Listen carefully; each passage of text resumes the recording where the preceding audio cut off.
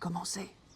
Au cœur de la forêt vivait une vieille femme, toute seule, que personne ne venait jamais voir.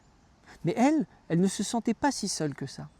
Parce que tous les matins, elle avait son petit rituel. Elle allait au chant des oiseaux dans une grande clairière et elle s'asseyait sur le plus gros tronc. Alors elle se mettait à chanter et lorsqu'elle avait fini de chanter, là, le spectacle se produisait devant ses yeux. Il y avait les lièvres qui sortaient des trous comme des magiciens, les sangliers qui soulevaient des gros rochers et même les cerfs qui jonglaient avec leur bois. Ça émerveillait et ça faisait beaucoup rire la vieille femme qui, après, rentrait chez elle et revenait le lendemain matin. Mais ce matin-là, avant de partir, elle entendit que quelqu'un toquait à sa porte. Quand elle ouvrit, elle vit que c'était un chasseur.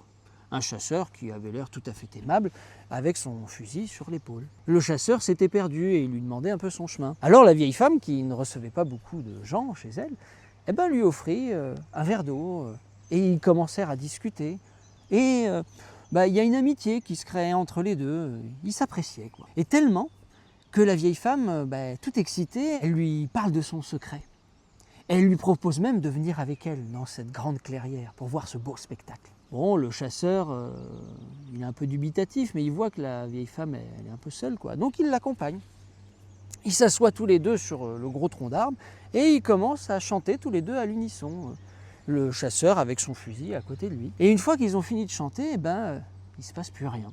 Et là, le chasseur, il se dit, elle doit vraiment être seule, cette vieille femme, pour inventer des histoires comme ça, quoi. Alors, gentiment, il se propose d'aller la voir le lendemain matin, pour réessayer, ou juste pour venir la voir, pour discuter, parce qu'ils s'aiment bien. Et le lendemain matin, le chasseur, il arrive, mais cette fois, il est sans son fusil, sans ses habits de chasseur, juste normal, quoi. Et tous les deux partent alors dans la clairière.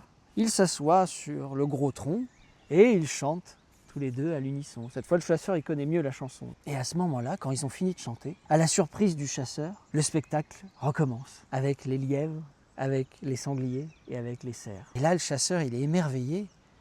Et c'est à ce moment qu'il comprend. Il comprend que pour admirer les merveilles de la nature, on ne vient pas avec un fusil ou une arme en prédateur, mais avec le regard d'un humble spectateur.